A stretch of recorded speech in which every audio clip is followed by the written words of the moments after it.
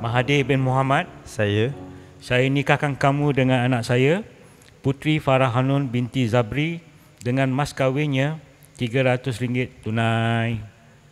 Saya terima nikah Puteri Farah Hanun binti Zabri dengan mas kahwinnya RM300 tunai.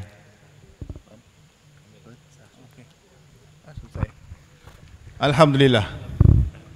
Selesai sudah akad nikah yang sebenar, bukan rehearsal.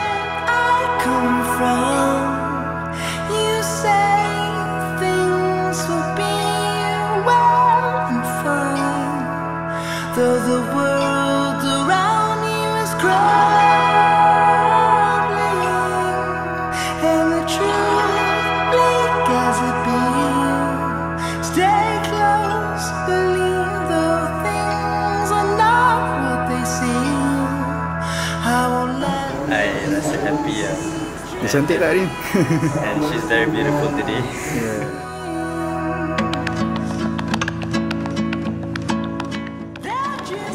Yeah.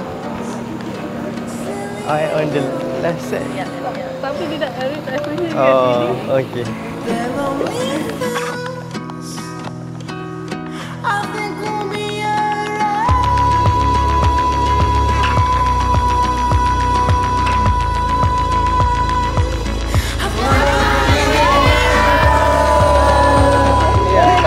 Thank you.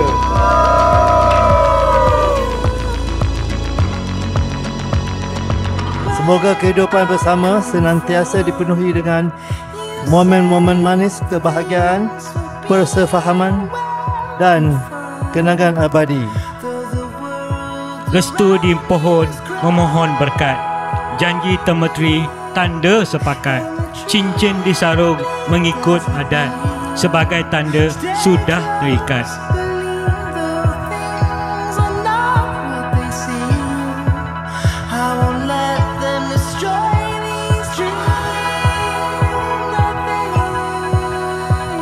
Puteri, I think you are truly special. You are the first girl actually yang make him feel like himself lah. Dia boleh jadi diri dia dengan you lah. And also you understand him, which is quite achievement sebab kita orang kawan-kawan pun kadang-kadang tak faham dia.